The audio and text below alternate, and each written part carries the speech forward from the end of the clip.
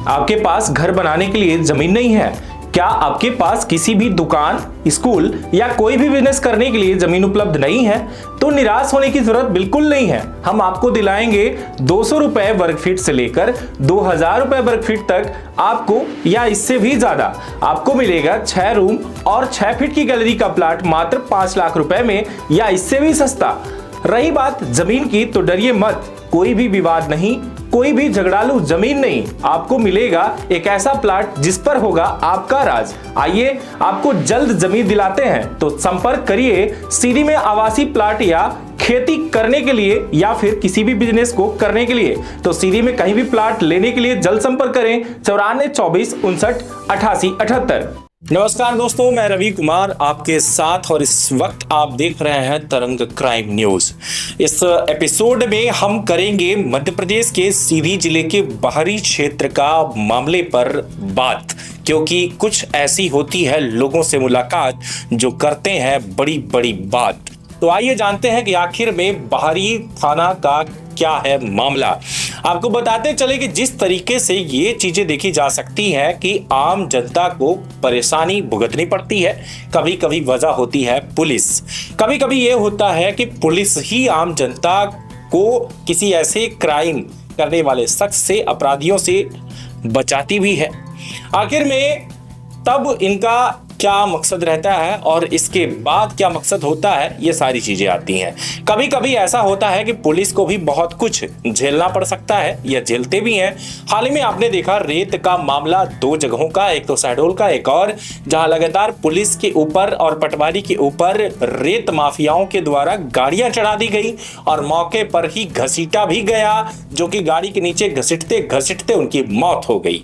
इस पूरे मामले पर जब बात होती है तब ये चीजें स्पष्ट होती है कि आखिर में पुलिस कार्यवाही किस तरीके से करती है, या वाकई में क्या है पूरा मामला, आपको हम अवगत करवाएंगे।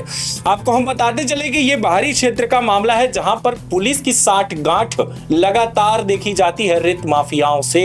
ये सिर्फ एक जगह की बात नहीं, एक जगह की वारदात नहीं, कई जगहों की लगातार इस वारदात को अंजाम देते नजर आते हैं।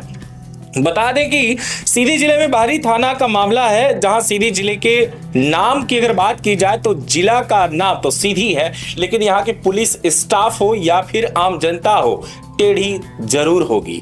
क्योंकि कहा जाता है ना कि अगर सीधा रह गए तो अकड़ गए, अकड़ना मतलब मर गए, और अगर टेढ़ा हुए तो हो सकता है कि सामने वाला का स्वाभिमान हो झुकना, या फिर कुछ और ही इसे कह सकते हैं। लेकिन मुद्दे की बात तो यह है कि आखिर में मामला क्या है वो बताएंगे।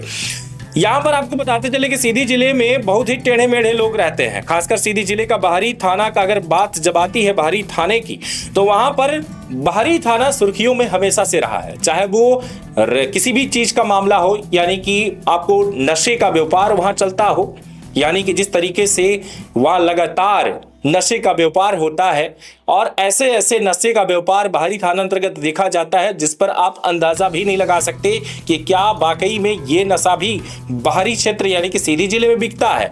बिल्कुल ऐसा ही कुछ होता है।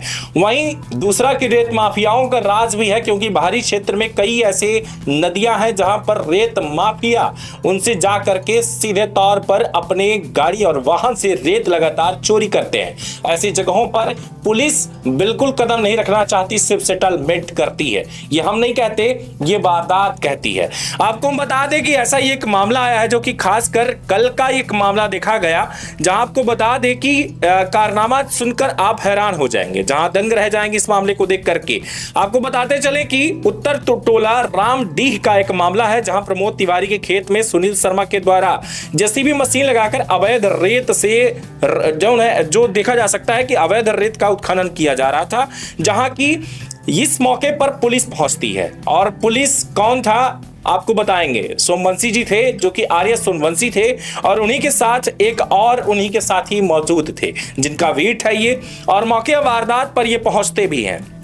इस पूरे मामले पर प्रमोद तिवारी के खेत में जब जेसीबी चलती रहती है तो उसे रुकवाने का प्रयास करते हैं। पुलिस को कैसे भनक लगी ये तो नहीं पता, आखिर में पुलिस मौके या वारदात पर पहुंच तो जाती है। लेकिन इस संबंध में सुनील शर्मा जो कि मालिक हैं, उनसे जब बात होती है तो उनका कहना यह रहता है कि पट्टे की जमीन थी और वहां पर हम पट्टे की जमीन से कुछ रेत को साइड कर रहे थे, वहां से हम लोग जमीन को जो है समतल कर रहे थे, ऐसा कुछ मामला था। लेकिन आखिर में प्रश्न यह उठता है कि पुलिस वहां पर जाकर के क्या कर रही थी।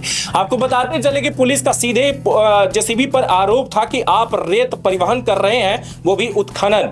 यहां पर अवैध रेत उत्खनन जिस तरीके से आप कर रहे हैं ये गलत है। पुलिस के द्वारा जेसीबी को जब्त कर लिया जाता है। यहां से पुलिस लगातार जिस तरीके से 2 लोगों के द्वारा ड्राइवर को टॉर्चर किया गया, इसके बाद यहां से जेसीबी को बाहरी थाना ले जाया गया। लेकिन मुद्दे की बात यह थी कि बीच में 2 से 3 बार जेसीबी को रोका गया। रास्ते पर जेसीबी रुकती रही, धीरे धीरे करके जेसीबी पहुंचती है बाहरी थाना के अंदर नहीं बल्कि बाहरी थाना के बाहर। आखिर में पीपल का जो ये पेड़ है, पीपल के पेड़ के नीचे जेसीबी क्यों खड़ी होती है, ये भी एक बड़ा सवाल है कि जब पुलिस लेकर जाती है तो इसे थाने के अंदर परिसर में क्यों खड़ा नहीं करती। क्या आखिर में ये बात इसकी थी कि पुलिस साठ गांठ कर रही थी, बार बार गाड़ी रोकाकर कुछ मालिक से कुछ मुलाकातों की बात कर रही थी? आखिर में क्या कहानी थी, इस बात को भी जानना होगा। लेकिन इस मुद्दे पर जब बात होती है पुलिस से, जब हम पुलिस से बात करते हैं तब पुलिस कहती है कि हम कोर्ट में हैं, हम आपसे बात नहीं कर सकते। अगर कोई और बात होती तो जरूर बात की जा सकती थी, लेकिन जब हम यहां पर सोमवंशी जी से बात करने का कोशिश करते हैं कि आखिर में सर आप जेसीबी को क्यों पकड़े, और अगर आपने पकड़ा तो फिर आप जेसीबी को थाने के अंदर खड़े क्यों नहीं किया। या इतना ही नहीं, आपने बाउंड्री के बाहर पेड़ के नीचे वहां पर 4 घंटे तक जेसीबी खड़ा करके रखे। क्या साठ गांठ थी उसकी? क्या आम जनता को आप परेशान कर रहे थे या अपने आप का फायदा उठाने की कोशिश कर रहे थे आप? यहां पर बाहरी पुलिस का यह पहला मामला नहीं है जब वो पीपल के पेड़ के नीचे कोई 60 गांठ का मामला या फिर पाठक ढाबा पर चले, बल्कि कई बार ऐसा होता है जब ये कहीं ना कहीं ये चीजें देखी जाती हैं कि पुलिस 60 गांठ बैठाने के लिए आसपास के ढाबा का सहारा लेती है और गाड़ी पीपल के पेड़ के नीचे खड़ी रह जाती है।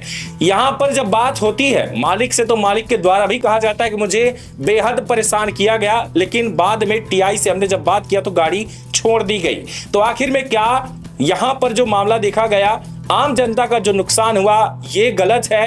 क्या पुलिस को इस तरीके से परेशान करना चाहिए या वाकई में पुलिस ने अवैध रेत उत्खनन की मशीन को अंदर न करके 60 गांठ लाखों का कारोबार पर जुटी हुई है?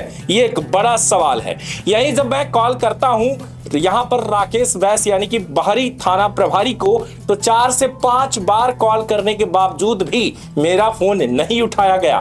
तो आखिर में क्या 60 गांठ पुलिस की रहती है कि सोचिए, रेत उत्खनन यानी कि अवैध रेत उत्खनन जिस तरीके से चल रहा है, पुलिस की 60 गांठ की वजह से ऐसे कारनामों को अंजाम दिया जाता है। या फिर अगर वो रेत अवैध उत्खनन वहां पर हो रहा था तो पुलिस ने गाड़ी को जब जब्त किया तो थाने क्यों नहीं ले गई? ये भी सवाल उठता है कि आखिर में थाने के सामने खड़ा करके डरा करके आप कब तक लूटोगे गाड़ी मालिकों को? यह भी सवाल उठता है कि अगर वो गलत थे या सही थे तो आप गाड़ी को आखिर में बाउंड्री के अंदर क्यों नहीं ले गए? क्या इसमें टीआई भी शामिल है रेत माफियों के साथ, या फिर कुछ उनके ऐसे नामुंदे एएसआई जो कि सीधे तौर पर गाड़ी मालिकों को परेशान करते हैं या फिर लूटने का जज्बा रखते हैं कि चलो हम ये कर देंगे? आखिर में मुद्दे की बात अगर की जाए तो सही जवाब देने के लिए जवाबदेही जो है वो भी भागते नजर आ रहे हैं, क्योंकि सवाल सीधे तौर पर है हमारा उनसे कि आपने गाड़ी उठाया क्यों? अगर आपने उठाया तो छोड़ा क्यों? आखिर में मौके और वारदात पर जब आप ग्राउंड पर पहुंचे थे तो आपने ये चीज भी देखी होगी कि गाड़ी वहां पर कैसे चल रही है। अगर अवैध रेत उत्खनन चल रहा था तो आप गाड़ी लेकर गए तो उस पर कार्यवाही क्यों नहीं किए? सवाल कार्यवाही का है कि आपने कार्यवाही किया तो किया क्यों नहीं? आखिर में किसकी इजाजत से आपने गाड़ी को छोड़ दिया? यह भी मुद्दे की बात है। विवेचना हो या फिर जानकारी हो या फिर जिस तरीके से आपने जांच किया हो, जवाब तो देना ही होगा साहब, वरना सीधे तौर पर आपके ऊपर आरोप पर आरोप लगते रहेंगे। सफाई हमें नहीं चाहिए, जनता को चाहिए कि जिस तरीके से आरोप लगते हैं आपके साथ, अगर पुलिस आपके साथ खड़ी है या फिर आप उनके साथ खड़े हैं जो रेत माफिया हैं, या फिर वहां पर नशेड़ी हैं, या फिर उनके साथ नशे का कारोबार यानी कि तस्कर जो हैं, ये अगर उनके साथ अगर आप मिले हुए हैं तो आम जनता का जीना क्या दुश्वार नहीं होगा। सवाल ये भी उठता है। इस तरीके के रेत माफियाओं के द्वारा लगातार देखा जाता है कि ये भी चीजें होती हैं जहां पर सीधे तौर पर गाड़ियों से रेल दिया जाता है, ठोक दिया जाता है, उड़ा दिया जाता है, घसीट दिया जाता है, और पुलिस की ही नहीं बल्कि कई प्रशासनिक अधिकारियों की आज तक ऐसी मामलों पर सीधे तौर पर देखा जाए तो हत्या हो जाती है। क्या आप इसका जवाब देंगे? बाहरी पुलिस पर लगातार सवाल उठते हैं, या फिर ये साठ गांठ लगातार चलती रहेगी रेत माफियाओं के साथ, या फिर नशेड़ी या नशे के जो तस्कर हैं, तस्करों के साथ आपकी साठ गांठ कब तक चलेगी साहब? ये सवाल बेहद बड़ा है। मेरा कहना यह है कि इस तरीके की अगर पुलिस रही तो इस पर कानूनी जिस तरीके से कार्यवाही आप कर रहे हैं कि बाउंड्री के बाहर ही गाड़ी खड़ी होगी और 60 गांठ करके रात को 12 बजे गाड़ी छोड़ेंगे, ये भी लगातार जानने लायक होगा। मौके वारदात पर वहां पर जब हमने बात किया कुछ लोगों से तो उनका क्या कहना है, आइए जानते हैं। क्या नाम है अपना का? हमारा नाम है राजनाथ सुकुल। कौन गांव का है? रामडी। काल का यहाँ घटना भाई बालू रखा है, बताइए कहाँ जाने थे? यह बालू निकालत रहे हैं तो पुलिस वाले आए तो होगा जैसे भी उठाए लेगी। हाँ तो के निकालता है बालू? बालू निकलवावत रहे प्रमोद। हाँ मशीन के कर रही सुनील शर्मा कर रही। हाँ तो यह निकलवावत रहे ताए पुलिस वाले तलाएगी। कौन थाना लागत है? बाहरी थाना लागत है। कई बजे घटना है? लगभग 5:30 बजे का घटना है। शाम का? ठीक। अपना घर ही थे? हाँ। जब ये सब पुलिस आई मशीन लगे तो अपना रहन ही नहीं रहन, हम घर पर रहन हुई खोरीबा में। फिर यहाँ आवा रहन कि वहीं ठेसे दिखा है? यहाँ नहीं यहाँ। हाँ। चले ठीक। वहीं आपको बता दें कि हमने एएसआई आरएस सोनबंसी से जब बात किया कि आप जब कार्यवाही करने गए थे तो आपने क्या कार्यवाही किया, आखिर में गाड़ी आपने छोड़ा क्यों, तो उनका क्या कहना है ये भी सुनाएंगे हम आपको। हेलो सर, सीडी से रवि पांडे बात कर रहा था सर, स्वदेश न्यूज चैनल, तरंग न्यूज चैनल सर। हाँ सर, हम आपकी बातों को सर रिकॉर्ड कर रहे हैं कि स्टेटमेंट है सर ये। हाँ कह रहा था सर कि आपकी बातों को हम रिकॉर्ड कर रहे हैं कि स्टेटमेंट है ये। काय संबंध में? सर कल जेसीबी जो चल रही थी सर अमरपुर क्षेत्र में सर, उस पर कार्यवाही करने के लिए आप लोग गए थे और जेसीबी भी लेके आए थे सर। ये बाद में बताइए, मैं न्यायालय में हूँ। मैं न्यायालय में है सर? हाँ साहब। वहीं अगर बात की जाए तो हमने टीआई से भी बात करने की कोशिश की जो कि राकेश वैस है। मैंने कई बार उनसे संपर्क किया, स्क्रीन पर देख रहे होंगे आप उनको, मैंने कई बार कॉल करने की कोशिश की, लेकिन इस कोशिश को नाकाम करने में शायद वो सफल रहे, क्योंकि मैं उनसे बात इसलिए नहीं कर पाया क्योंकि उनके द्वारा फोन उठाया ही नहीं गया। ये भी हो सकता है कि शायद व्यस्त रहे हों किसी जरूरी काम में, और यह भी हो सकता है कि शायद मुझे उन्होंने इग्नोर किया कि यार कहीं सवाल न कर दे। लगातार बने रहे तरंग न्यूज के साथ। क्या कहना है आपका जरूर बताइएगा।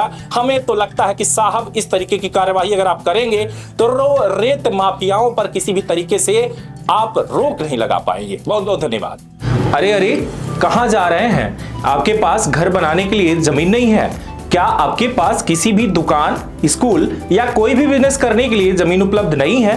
तो निराश होने की जरूरत बिल्कुल नहीं है। हम आपको दिलाएंगे 200 रुपए वर्ग फीट से लेकर 2000 रुपए वर्ग फीट तक आपको, या इससे भी ज्यादा आपको मिलेगा 6 रूम और 6 फीट की गैलरी का प्लाट मात्र 5 लाख रुपए में, या इससे भी सस्ता।